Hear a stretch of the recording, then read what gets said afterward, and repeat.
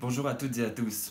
C'est un grand plaisir de vous retrouver aujourd'hui dans cette nouvelle vidéo où on va parler de mastication.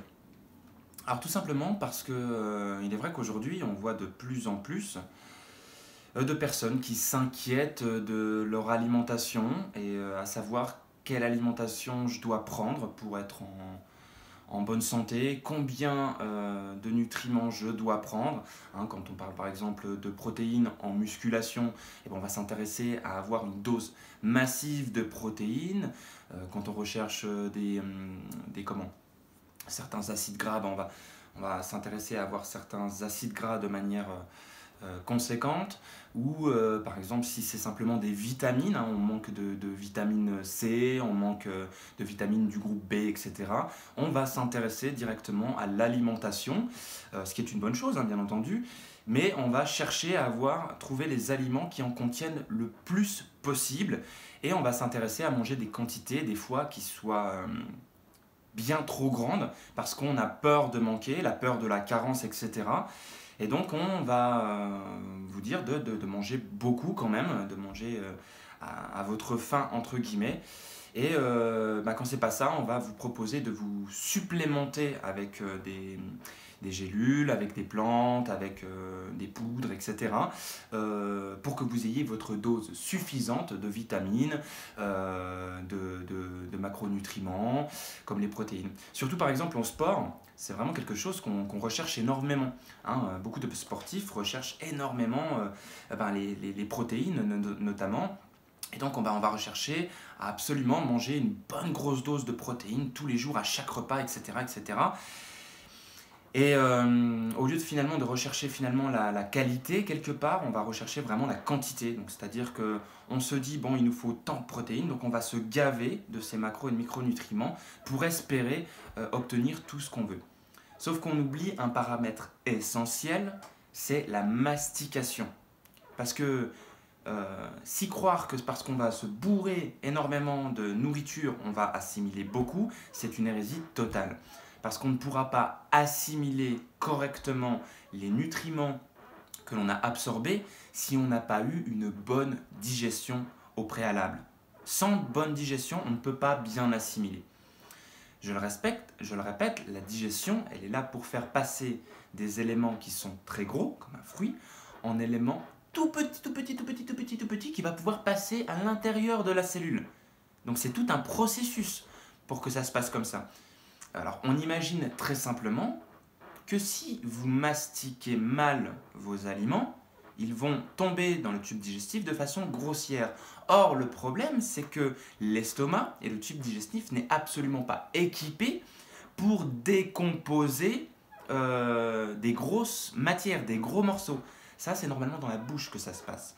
Parce que oui, effectivement, mâcher, ça nous permet, alors ça on le sait très bien, d'écraser un maximum les aliments que nous mangeons afin qu'ils arrivent de façon liquide dans notre tube digestif. On appelle ça le chyme.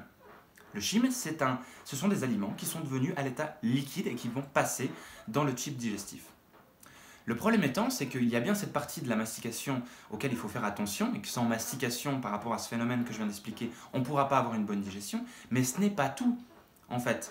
Ce qui est important à comprendre, c'est que la mastication ne sert pas qu'à broyer des aliments, elle sert aussi à insaliver les aliments. Et la salive va permettre énormément de choses. Alors il y a par exemple la pyaline ou l'amylase salivaire qui est très bien connue, qui se produit notamment dans la bouche pour digérer les amidons. Mais toute la salive nous permet de faire une première digestion. La bouche, c'est la digestion avant l'heure. Si on passe ces étapes, si on passe à côté, on ne pourra pas se garantir d'avoir une bonne digestion, même si on mange les meilleurs aliments. Voilà.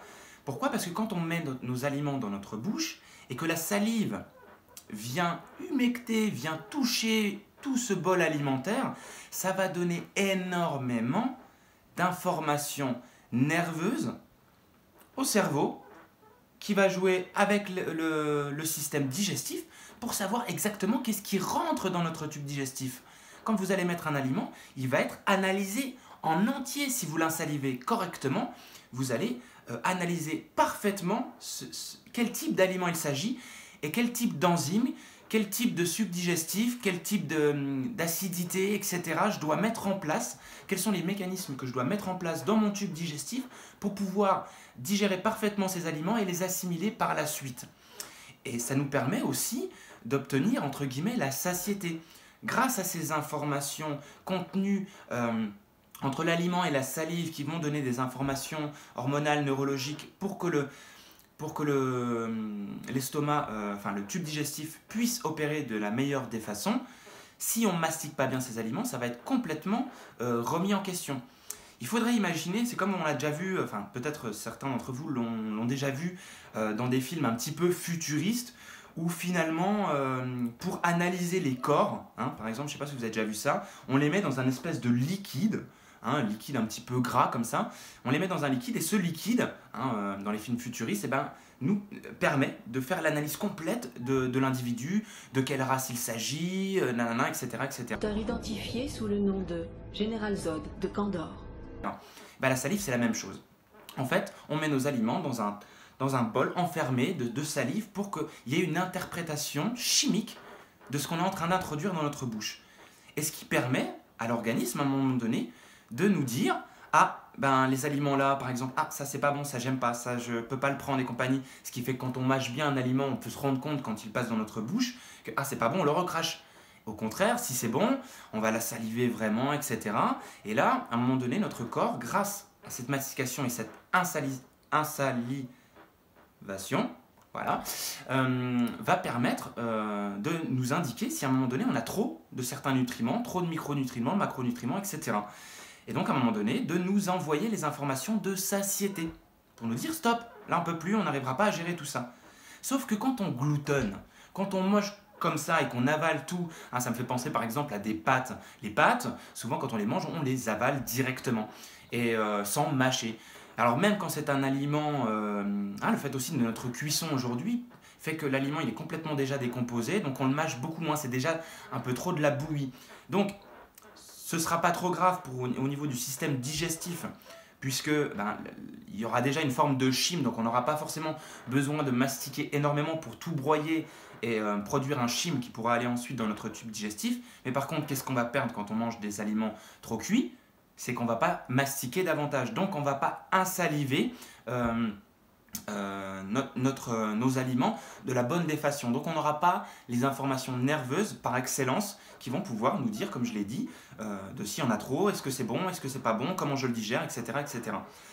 Voilà. Et le problème aujourd'hui, c'est que même avec notre alimentation moderne, qui est énormément transformée, qui est cuite à outrance, etc. Je ne suis pas en train de faire l'apologie du cru, absolument pas. Mais seulement, je veux mettre vraiment l'index sur la mastication. Pensez vraiment à mastiquer vraiment le plus possible que vous pouvez vos aliments. Le problème étant, aujourd'hui, c'est qu'en plus de ce que je viens de décrire, c'est qu'on nous presse en permanence. On a une vie qui est hyper stressante, il faut toujours speeder dans tous les sens. Par exemple, je pense au repas, du midi au travail, on a une demi-heure, il faut qu'on fasse vite, il faut vite qu'on gloutine parce qu'on n'a pas envie de faire que manger, on a envie de prendre une petite pause entre deux, donc il faut qu'on mange vite, il faut toujours qu'on fasse tout très vite. Le repas, ça devrait être un moment de calme, un moment où on prend vraiment le temps, où on est au calme, on est bien, on est serein et on est concentré avec les aliments qu'on va manger. Sauf qu'aujourd'hui, on va tout très vite. Et ça part même de la naissance. On n'apprend pas à nos enfants à mastiquer, puisque on va déjà presser toujours le bébé à ce qu'il mange. Vite, il faut se dépêcher, on doit faire ci, on doit faire ça. Et on presse beaucoup trop souvent nos enfants, dès le départ, à faire vite le repas. Donc si on va vite, qu'on n'est pas dans un moment de calme et de stress, on va forcément avoir une digestion qui va être de piètre qualité. Donc c'est très important de faire attention à ça. Parce que l'enfant, par exemple, quand il vient de naître, même quand il tète sa maman, il insalive en fait ce qu'il est en train de manger. Même lorsque l'on boit, que l'on mange par exemple un smoothie, on devrait insaliver, on devrait le prendre le temps de quand même mâchouiller. Parce que il n'y a pas, comme je l'ai dit, que le fait de réduire les aliments en chyme, c'est aussi le fait de pouvoir donner toutes les informations chimiques pour que le corps fasse une bonne digestion et pour que derrière on ait une bonne assimilation, une assimilation parfaite. Donc voilà. Et là où direct on est faussé dès l'enfance, c'est qu'une fois qu'on a fini de nous allaiter, ou enfin même quand on est allaité par exemple au biberon, bah, il existe même des tétines où il y a la possibilité que ça descende très rapidement. Donc on est déjà là presque à forcer un petit peu bébé à descendre très rapidement sa tétine. C'est parce qu'on n'a pas le temps. Nous après on donne le biberon, mais après il faut qu'on aille travailler, il faut qu'on aille faire ci. Donc on n'a pas tellement le temps. Et le problème c'est que manger, ça devrait être un moment privilégié avec son enfant. Alors, le problème étant, c'est qu'on n'est pas si éduqué que ça à mastiquer nos aliments depuis le départ, depuis la naissance. Et une fois qu'on est sorti, par exemple, du biberon, eh ben, on va nous donner des purées, etc., des choses qui sont déjà mâchouillées, qui sont déjà cuites et qui sont déjà transformées, réduites en bouillie. Et donc, bah, forcément, on n'a pas la mastication nécessaire pour déjà assimiler parfaitement ce qu'on est en train de manger. Donc, c'est pour ça qu'on a tendance à gaver aussi, quelque part, entre guillemets, nos enfants. Hein, ça me fait penser à la chaque fin de repas, allez, encore une cuillère pour maman, encore une cuillère pour papa, une cuillère pour ta soeur, une cuillère pour ceci. Et alors que l'enfant, il n'en a plus envie, eh ben on continue à le forcer parce qu'on a vraiment dans l'esprit qu'il faut vraiment bourrer, qu'il faut vraiment mettre un maximum d'aliments dans notre bouche pour pouvoir absorber derrière un maximum de nutriments. C'est complètement faux. C'est complètement faux. Ça n'a rien à voir avec la quantité. Ça a à voir avec la qualité et ça a à voir avec notre mastication, en fait. Parce que si vous mastiquez pas du tout vos aliments, eh ben, comme on l'a vu, la digestion elle va être complètement remise en question. Et donc si la digestion est remise en question, eh ben, l'assimilation derrière, elle sera remise elle aussi en question. Donc on va assimiler très peu. On aura mangé un énorme plat de couscous, mais on va assimiler quasiment rien dedans. En plus de ça, ça va nous entraver, ça va congestionner nos intestins, etc., qui va boucher à force nos muqueuses, qui nous empêchera davantage encore d'assimiler. Donc vraiment, il y a tout à gagner à prendre le temps de mastiquer nos aliments. C'est vraiment hyper important. Voilà.